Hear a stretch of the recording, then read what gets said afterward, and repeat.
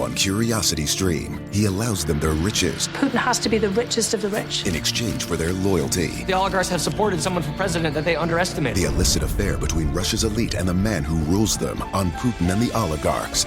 And World War II Normandy. An obscure battle training session takes a tragic turn. Uncover the one secret military catastrophe on the secret D-Day disaster. Watch now on CuriosityStream. Annual plans are $20, just $1.67 a month. Visit CuriosityStream.com. What's up? It's your boy, the Ted Smith. Thanks for listening to the Men's Room Daily Podcast. Want more? Check out the greatest podcast in all the land, The Podcast. Be sure to subscribe and listen to a brand new episode every Tuesday night. KISW. We return to the men's room with Miles and Thrill. Coming up on Know Your Guess As Good As Mine, our category is the top earners in hip-hop and America's favorite superheroes. We'll play Your Guess As Good As Mine right to our emails on a random question 206-421-ROCK. You were talking about that tall-ass family with the average height is 6'8". Yeah. Someone here says, my husband is 6'11" and a half. His baby brother is 6 feet 10 inches, and his two sisters are 6 feet 8 inches and 6 and 7/5 inches. Have to special order his shoes and clothes, and they add expensive. Damn. Okay. And someone else says, one of my wife's cousins is 6'6". She's taller sitting down at a restaurant than most of her friends standing up. I don't know if I've known anyone that tall in my life. That is crazy. Random. Yeah. No one I've personally, I think I've known someone who's like 6'7" or 6'8", and that's about it. I have a buddy that I think is 6'10". God, he's a tall dude. And then, I went to high school with a guy that was like 7'1". Wow. Yeah. He was horrible at basketball, but still got a college scholarship. Amazing how that works. Yeah, right? Hello, Dave. Welcome to the men's room. Good afternoon, gentlemen. Hola! Dave, welcome to the program. And the random question. All right, let's see what we have here for you. Okay, Dave, let's go with this one. In your lifetime, what would you say has been your most dangerous hobby?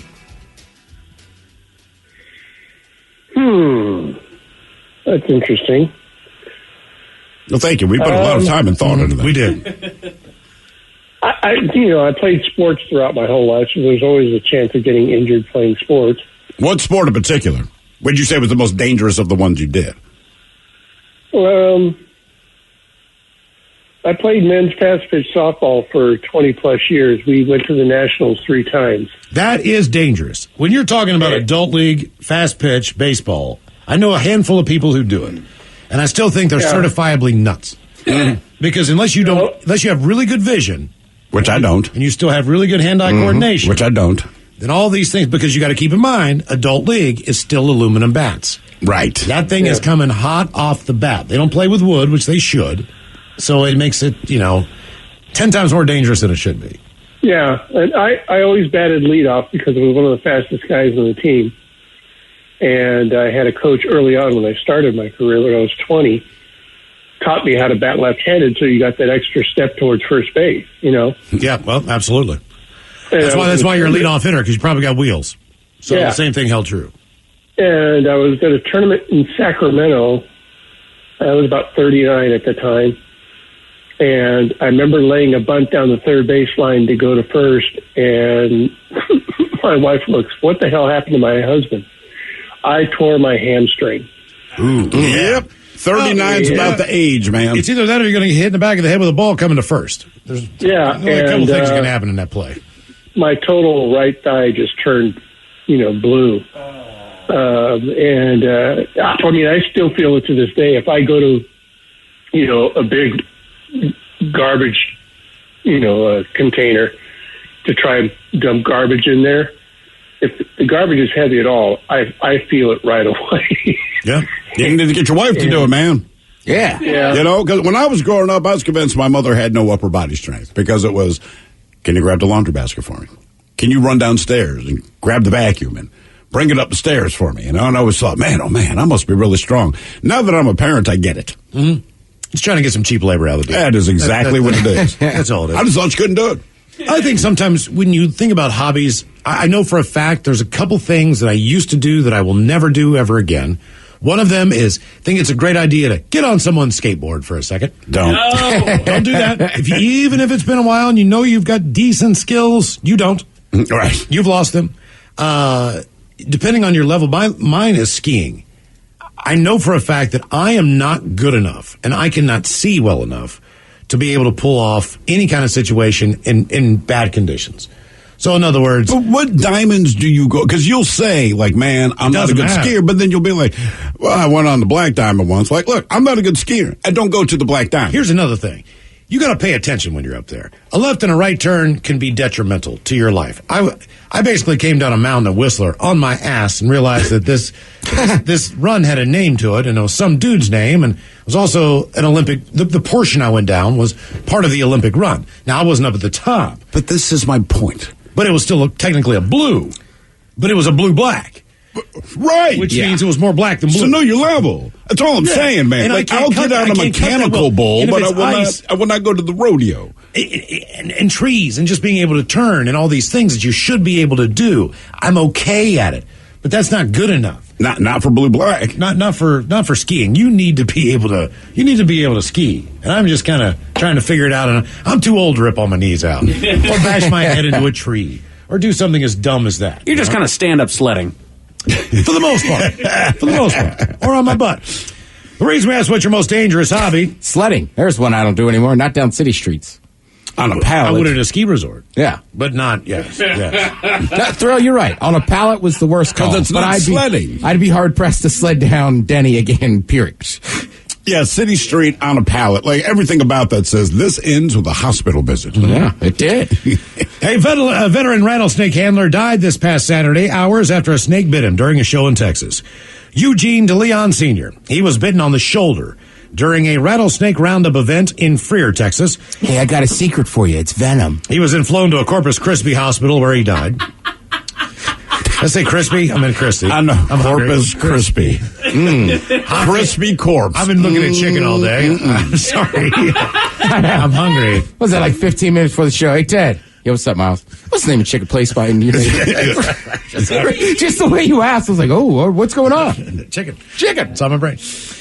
He died, quote, doing what he loved, being with rattlesnakes. Oh. Rattlesnake Roundup is put on by the Freer Chamber of Commerce, which mourned DeLeon's death in a post on Facebook. The love and dedication he displayed for his community was witnessed every day from being a member of the Freer Volunteer Fire Department to being a call away from local residents to assist with removing snakes from their property, which I guess he did pretty often. He was always ready to help. We'll never forget his excitement during Roundup time, from doing interviews with television stations to appearing on televised wildlife shows. He did it all.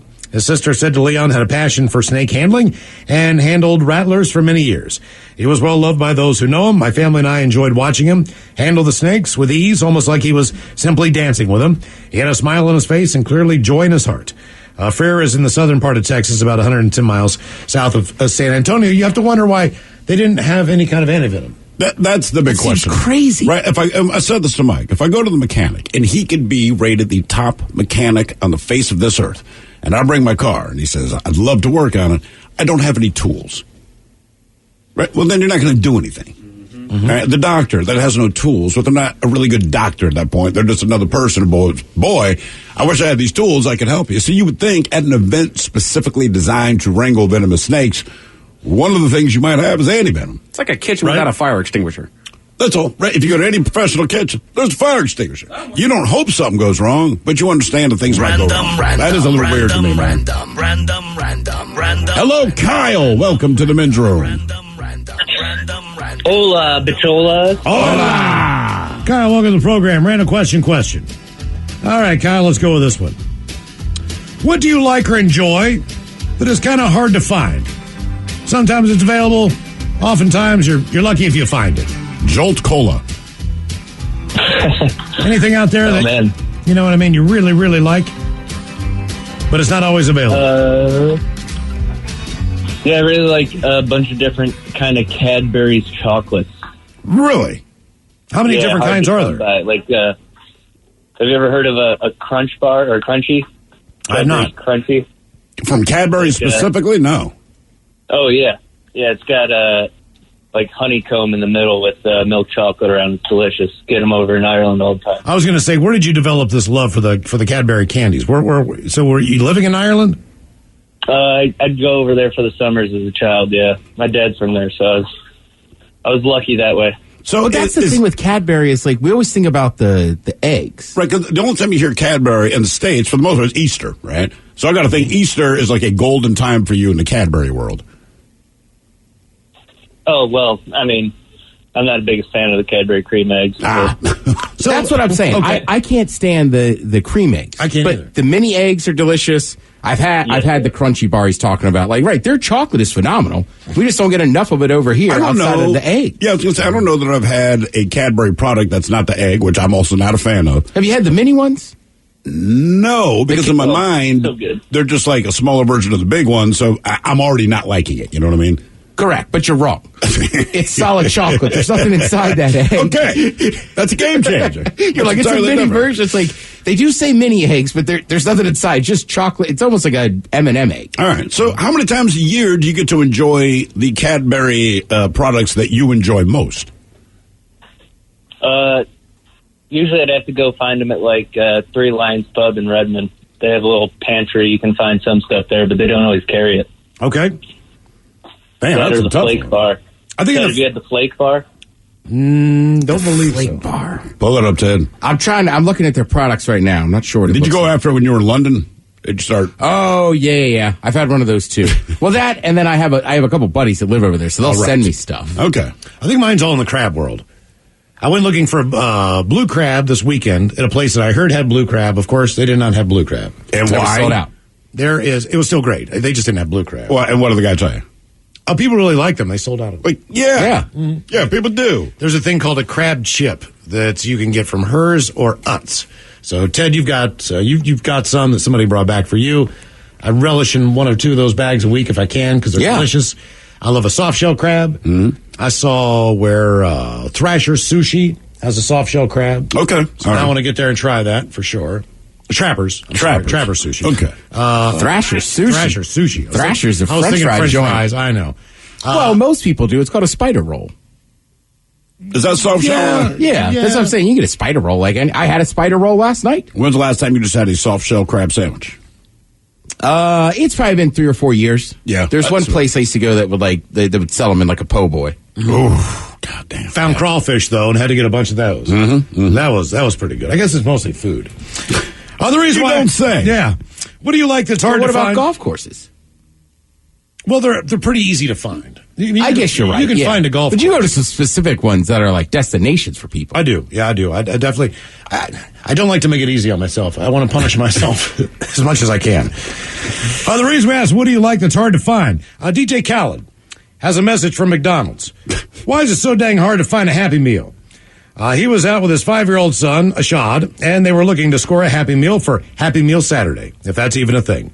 But it turned into a huge adventure because they went to 5 different McDonald's locations and everyone was sold out. Did you guys know this? What toy is in the Happy Meal right now? It's I got to don't be know. the toy, right? He finally found one place that had them in stock and made a video where he asked McDonald's what was up. He said, McDonald's, we need Happy Meals. The kids, they want Happy Meals. And if anyone could get to the bottom of this Happy Meal situation, it is he. They probably already reached out to him, and it probably is not the fault of the supply chain issues or anything else. It's likely a temporary thing. They recently said the McDonald's is refreshing Happy Meals to phase out the plastic toys and make them more eco-conscious. So maybe this is just a little rough patch while they get the toy situation Well, Callan ain't having it. straightened out. Yeah. Brother wants a Happy Meal. I thought there was something in the Happy Meals right now. I don't really pay attention because obviously it doesn't appeal to me, but I feel like some movie They or doing something. Sonic 2 toys right now? Maybe that's it, man. Yeah, Sonic's all over this place right now. Yeah, the kids love it. It's the greatest movie ever made. I was talking to a kid a couple weeks ago, and I'm like, what? Yeah, I know Sonic. I was like the Sonic Hedgehog? to you. Yeah. Because like that was like Sonic's the old, homie. first game on like Sega, like right? Because there was Nintendo, and then we all ended up getting Segas too, and like that was like the game. Did he have Sonic? I'm saying, did he have like a cartoon or something before these movies? Because my kids, Yes. they'll play video games, but they never brought up Sonic ever. And then they put out that first movie, 2-3 years ago, whatever it was. Yeah, just they as went the to see it. Yeah, just and now the they pandemic love was coming Sonic, so I had to see the second. Luckily, I didn't have to sit through either one of them. Yeah, there was an animated show on like WB or something like that. Okay. That was Sonic, so it wasn't bad. I watched it a couple times when I was a kid. I had a Sonic the Hedgehog moment this weekend. And what was that? Just sitting in my buddy's car, and I don't know. I can't remember how I had a pocket full of change. It just kind of all fell out. And he was like, Sonic, when he'd do stuff, the gold coins would pop out. He was like, dude, you were like Sonic. There's just change all over my floor. Hello, Alan. Welcome to the men's room. Hola. Alan, welcome to the program. Random question. Let's do this one, Alan. This is a fill-in-the-blank question. It was a good night until blank happened. When were you having a good time until blank happened? My girlfriend passed out at the Roy Rodeo. Was it early? It was very early. Okay. All right. Yeah, it was a real good time, and then so she went into the ladies' room and came out with no pants and underwear on. What? You are kidding me. How many people were there? It was a rodeo. There was a lot of people there. I'm like, what happened to your pants? And she's like, I don't know. She got so drunk, it was a good time till then. She pulled up her pants and her underwear and had no idea what she did with them. Nope. So what did you do? Did you wrap her up like in a jacket or something? Yep. And we had a party bus and took her back to the party bus and laid her on the couch and she passed out. That was that. Man, what was she drinking? Salty dogs. My son was making them for her. Okay, and did you go back out and party once you realized that she was okay and was asleep in the party bus? Yeah, a little bit. Go back and check on her. Yeah. Well, yeah, you have to. That's what I'm saying. Especially when their pants If there's a party bus, it means there's a large number of people that are with you, and you can't just call the night short because one person takes a dive. That's pretty common, though, for party buses. All responsibility goes out the window. Now, did she remember this the next day? Oh, heck no, she still doesn't. I married her. This was 18 years ago, and she still has no clue. Went to Hooters after that, bought her a pair of Hooters shorts. She wanted to know how she wound up in a pair of Hooters shorts in the morning. That's a fair question. And, yep. Man, now, does she have that? Does she still have that switch where she goes from 0 to 100, and you don't really have a warning? Yep. She does. Yes. Yep. There is. She. Yeah. She doesn't hold her liquor well. All right. It can be a fun time sometimes. Or not. Right. Either real fun or a real drag. Jesus. Ray's West, it was a good night until blank happened. This is pretty crazy. 15 people were injured in Atlanta after a night of partying. Do you guys know what a pedal pub is? Have you seen one of these? I've been a part of one. Did you like it? No. And so just real quick, we did the pedal pub. I did not know that that's what we were going to do. We did it in the Ballard area. All right. Okay. So it's fairly flat. There's even the slightest incline. You don't realize how heavy they are. It's obvious they're heavy, but you don't think about it till you got to pedal it. I enjoyed the company that I was with. The problem is, once you're pedaling from one place to the next, it takes a long time. It'd be like pushing your buddy's Escalade. Like he ran out of gas, and it's just, by the time we got to the next pub, everyone's legs are burning, man. You know what I mean? My buddy lives by where some of them get on and off in a different city, and he's like, when they get on, you're kind of jealous. He goes, but when they drop them off, those people are winded and tired. You are. It's a workout. The driver of a so-called pedal pub was arrested Saturday night after the vehicle crashed with 15 passengers on board, injuring every single passenger. The vehicles are, quote, large-scale bikes on which up to 15 people pedal as an operator in the front controls the vehicle. Typically, alcohol is consumed during the activity. Yes. Tabletop bar on there. The bike in question tipped over as riders negotiated a turn, which I didn't think is humanly possible. I have no idea. No idea how they did that. None of the injuries appeared to be life-threatening. 2 were critical. 3 were serious. The driver was charged with DUI and a business permit violation. More of the Random Question coming up. 206-421-ROCK. 99.9 KISW. The men's room returns with Miles and Thrill. Random Question 206-421-ROCK. Hello, Aubrey. Welcome to the men's room. Random. Hola. Aubrey, welcome to the program. Random Question. All right, Aubrey, have you had some pets in your day? Ooh, sorry, say it again. Have I had what in my day? I said, have you had a number of pets in your day? Oh, yes. Okay. When did having a pet get really unexpectedly expensive? So, I'd like to answer this question, but it actually ends up not being, like, the punchline isn't expensive, but I think you're going to still like it anyway. Okay. I've always been a spider lover. Ever since I was a small child, my dad didn't know if he was going to have a son, so he had me outside sticking spiders. That was, like, his thing. So, fast forward all these years later, and I got a beautiful rose-haired tarantula, and her name is Rosie. And then we found out that Rosie actually was not a male that only lived for 5 to 7 years. She's instead a female that lived for about 25 to 30 years. Are you serious? I did not realize female tarantula, or any bug for that matter, live that long. Yeah, I don't know what it is about arachnids or if it's all of them, but when we found out, we'd had her for like 5 or so years. And we were like, man, he must be getting ready to die. Looked it up and we were like, wait, oh my gosh, I think this is a female. And yeah, 20. So literally Rosie will still be in our house probably when my oldest has kids. That's crazy. Is your oldest happy about this? So it wasn't necessarily unhappy, but we found that out after we'd already had 2 kids, and we were like, "Are you flipping kidding me?" Now, can you take Rosie out of the cage and let her crawl on your arm or anything like that? Yeah. In fact, the deal is she is venomous, but her venom is like that of a super bad bee sting, like times 10. So unless you're allergic, anaphylactically to bee sting, her bite won't bother you other than just hurting like a bitch. Can you pet the spider? Can you rub the spider, the back of the spider? Can you rub the spider? Yes, I do. I pet her, I hold her, and if anybody wants to hold her, the deal is they just have to be willing to take the pain of her bites and promise to not drop her. What percentage of people want to hold Rosie? One person, and the one person that asked was also a spider fanatic, and I'd known him since we were like 3 and 4, and I fully trusted him to touch Rosie. Everybody else, I say it to deter them from actually ending up touching her. Did she bite him? Nope, she has never bitten anybody. The closest she's ever come, because she's not interested in being aggressive to bite. It's when she's hungry. And there was a day that poor Rosie didn't get her couple crickets, like a week, and she was about 3 weeks hungry, which sounds really, really terrible, but they can go that long and they're okay.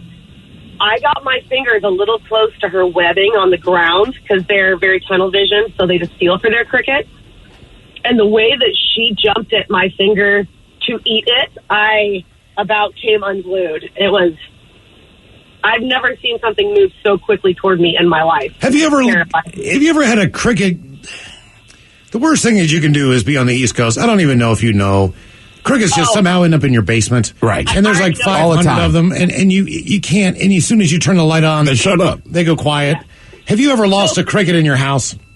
They've gotten a lot better over the last 11 years. So in the beginning, yes, there were times that Rosie didn't eat her cricket right away, and she was in our room, and my husband could sleep right through it, and I'd be so mad, and I'd move her terrarium and have to plug everything in a different room. And then there was one time that somehow somebody had babies, and worse than a cricket getting out, all of the babies got out. Now, if you have a cricket invasion, your baby crickets, could you, in theory, take Rosie out of the terrarium and just let her hunt? So at the rate that she eats, it wouldn't be super helpful to me, but totally. I mean, if I didn't think someone was going to step on her, I love her. But she's an arachnid. She's not really socially aware, so she would get lost and I might never see her again. What if you brought in a male companion and Rosie were to, do the thing that spiders do? How many offspring? My husband isn't going to like you asking this question. Well, how many offspring would the spider produce? Is it 50? Is it 3? Spiders have eggs. They lay lots of eggs because, it's the chance of survival is pretty low when they're born because they're pretty gelatinous, and so they're they're soft. They're not crunchy like a big spider. Do they eat their young? Yeah. So they're going to eat a certain percentage. Well, I don't judge. I mean, I do too. We had 15 kids. We're down to 2. It's cheaper that way. So how do you tell the difference between a male and a female? I assume you don't just flip them over and look for a penis. What they spray, the web?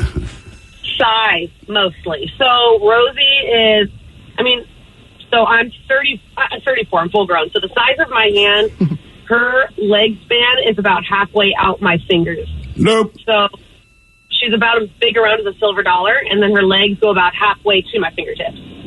Okay. Man, oh, man. Where is this spider native to? Chile. She's a Chilean rose-haired shrimp spider. Oh, so you could not let this spider go, say, in a desert in Arizona or something?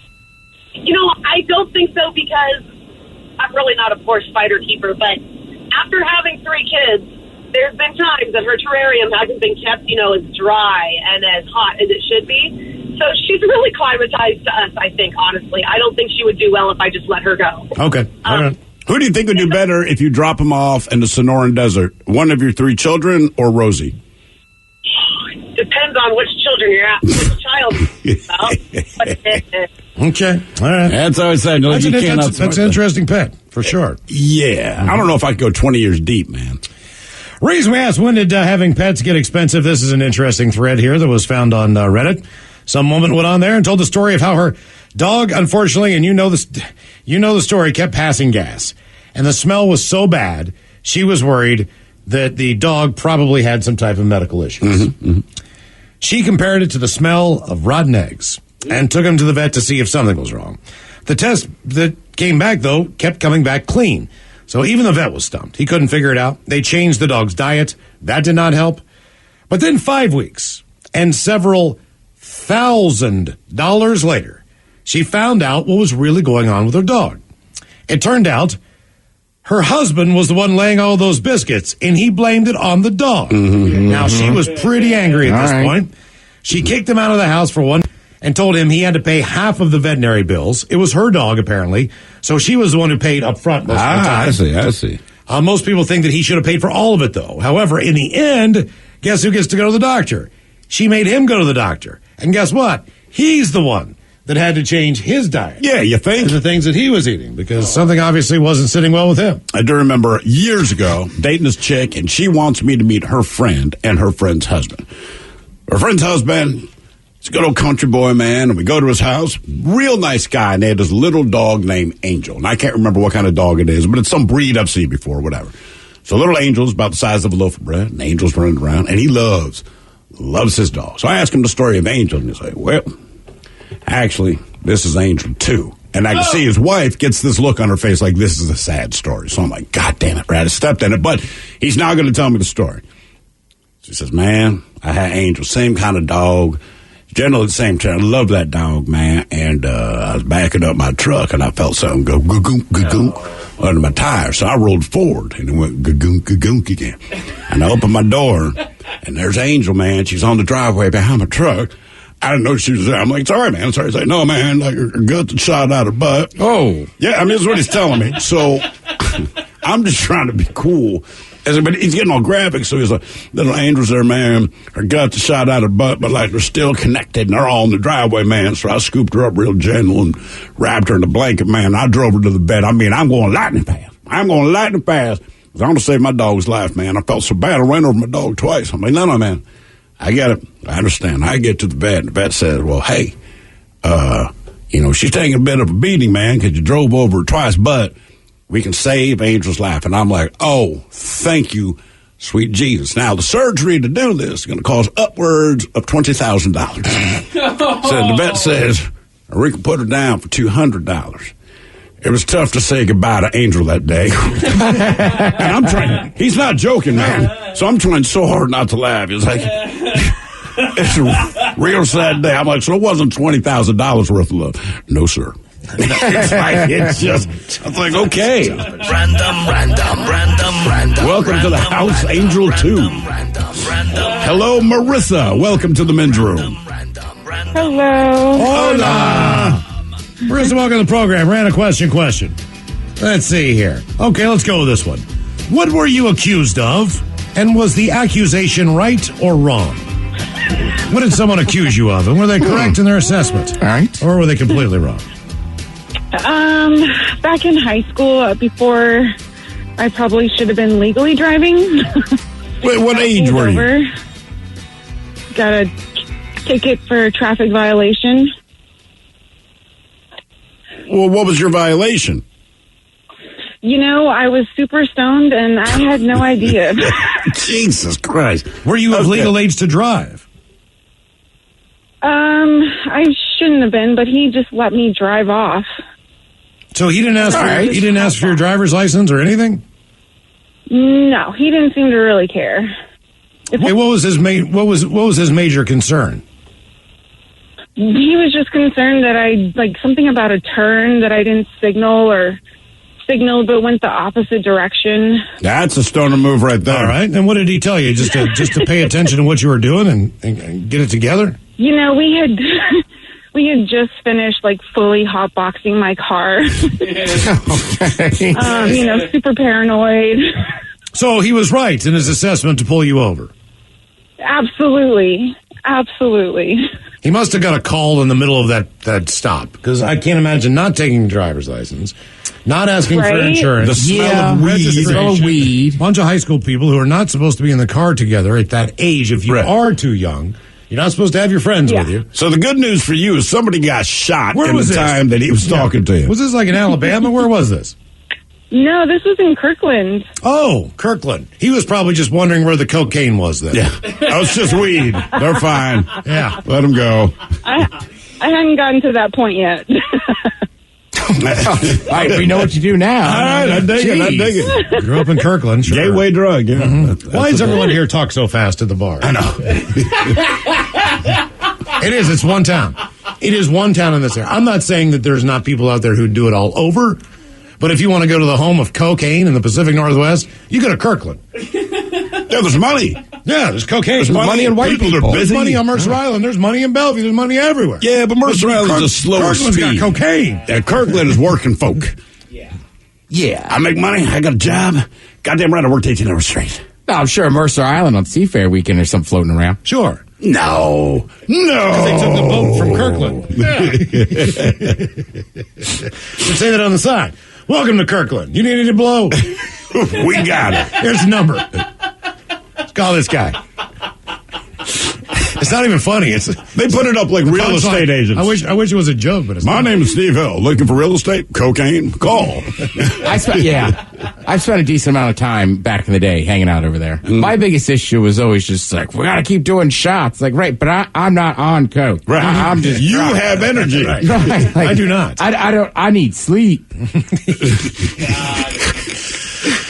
Raise my ass, what were you accused of, and was the accusation right or wrong? We stay right here in Washington State. Gig Harbor police say a 70-year-old man was arrested after he shot a 40-year-old man that he thought was stealing groceries from a grocery store. All right. This happened at the Safeway on Saturday night at about 11:30. When officers arrived, the 70-year-old man identified himself as the shooter. Officers took a loaded 9mm handgun from the man. Witnesses told police the 70-year-old confronted the 40-year-old as he was leaving the store with merchandise. The 70-year-old wrongly believed the 40-year-old was stealing and blocked the exit with his grocery cart and body. Still not a reason to shoot someone. Well, the two got into a fight, and the 70-year-old reportedly pulled out his gun and fired 2 shots, hitting the 40-year-old in the neck. Jesus. The other shot went through the glass door of the grocery store. 40-year-old was then transported to St. Joseph Hospital for non-life-threatening injuries. And was released later that night.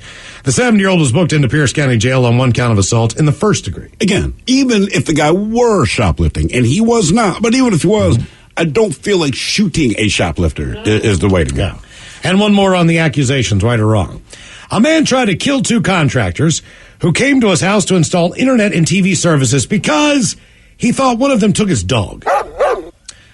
Wakan Shines was on bond for felony aggravated battery of a peace officer at the time of the alleged crimes. Again, he used to be a DJ. He was on bond for felony aggravated battery of a peace officer, making him the 17th person charged with killing or shooting or trying to shoot or kill someone in Chicago this year while waiting for trial for a felony. The alleged crimes involved at least 37 victims, 8 of whom died.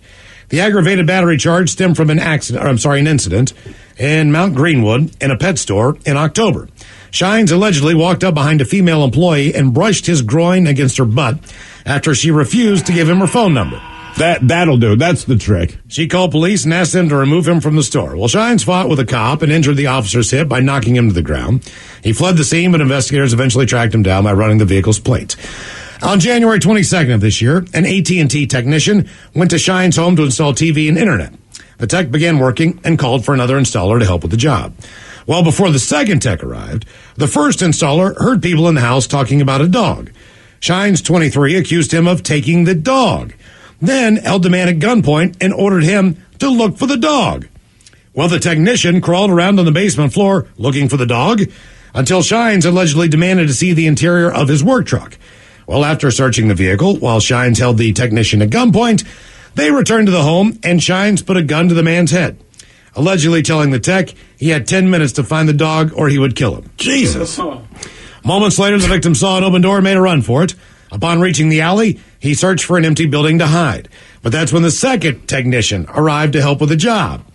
Well, the first tech got into a man's van and they sped away. Both men then saw Shines open fire on them as they drove away, but the men escaped injury.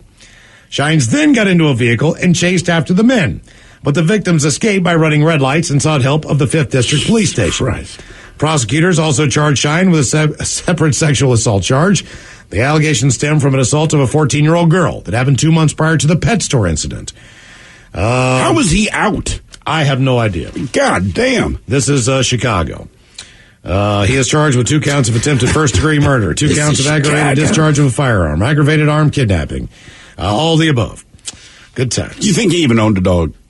When I read through that story, he made the second technician also tried to help him find the dog. So they don't say if the dog was found. But the guy, even the technician said, I heard people talking about the dog, but at no point had he seen a dog. Random. Hello, Rob. Welcome to the men's room. Yo, what up, guys? Hola. Rob, welcome to the program. Random question. All right, we're going to wrap this up with you. Let's see here. Okay, Rob, do you have any brothers or sisters? And I have an older sister. Is this a good or a bad thing? As far as your siblings go, as far as growing up, where you have a good friend or an arch enemy? Oh, no, growing up, definitely arch enemy, but we're great now. Okay, what was the issue growing up? I mean, she was older, I was younger, I wanted to hang out with her, she didn't want to hang out with me, so, she'd beat me up and pick on me, random stuff. That sounds like the sibling thing. Now, what do you mean when you say she beat up on you? Like, what kind of beatings did you take? Oh, I remember one specifically where she had these cowboy boots with, just that super fine point, and I was doing something that bugged her, and she reared back and kicked me as hard as she could in the shin. I thought my shin broke. I had like a goose egg, swell on it. It hurt so bad. Okay. Was this the older sister that brought her friends over to do sleepovers and things like that? Yes, and she was a cheerleader, so... Oh, say no more. Did that ever work out in your favor? I mean, later on, down the line, maybe when you're, adults, anything like that? Never? No, my parents split up, and I moved with my dad, and she stayed with my mom, so... at that point in life, I didn't get that benefit. How weird is that when parents get divorced, you guys went 1-1? Did that make you closer, do you think they had farther apart? Do you think they had like a flip of the coin child draft? In other words, maybe your dad really wanted your sister, but he didn't win the coin flip toss. No, I remember it vividly that my mom asked me one day, like, would I rather live with my mom or my dad after they had separated? And, I didn't get to see my dad that much, so I just said my dad. And I just remember she, broke down crying, and I was like, I didn't understand. I was, 5, so I didn't quite understand the ramifications of my choice. It's a loaded question. It really is. You need to do an anonymous suggestion box, right? I mean, you know who the kids are, but, just drop a name in the hat. Trust me, we'll pull if it's said, tough at 5. Right. Would you like to live with your mom or Chuck E. Cheese? Yeah, Chuck E. Cheese. Chuck E. Cheese. Chuck E. Cheese every day. You shouldn't take it personally. Yeah, Mom, no offense. We don't appreciate you until we move out. No, but the separation definitely helped my sister and I get, because we weren't in each other's faces all the time, so we became close after that. Did you go to different schools? Yes. And when you, I guess a lot of the times your sister was over with your dad and you were over with your mom, so you did get to see each other on weekends and stuff. Yep. Okay. Right. That's interesting. Reason we asked, do you have any brothers or sisters? Is that a good or a bad thing? By the way, today is National Brothers and Sisters Day. I knew that. I got all my cards in that information. Yep. And a poll found that 89% of Americans have at least one sibling. But here's the question they asked. What's best? Being the oldest, youngest, middle, or only child? It depends on your percent. How do you know? You don't. A bunch of people were polled, and oldest got the most votes. They say it's best to be the oldest child. 36% voted for the oldest. Youngest was next at 31%. So being a middle child, that's probably not the best thing as far as the polls. But the only person I could really know would be the only person who can answer the only child to be the oldest. The only person who can answer middle was at one point the youngest. You know what I mean? They only say 15% says being an only child sounds pretty good. They do say this. That's from people that have siblings. The poll found that 20% of us feel like we're completely different than our siblings. Oh, for sure. Brother or sister is, a lot of people say that brother or sister is their best friend. And only 8% said that a physical fight with a sibling has drawn blood or left marks. Seems kind of low. 8%. That is, I mean, well, I can only think of my brother, but especially with brothers. Yeah, we never really, I mean, we got one fight and it ended when we broke my dad's guitar because we realized we're in bigger trouble than whatever we were mad about. Mm-hmm. Yeah. Otherwise, he was about to kick my ass. Your guess is as good as mine. Count of the categories, rappers, and superheroes. You are listening to The Men's Room.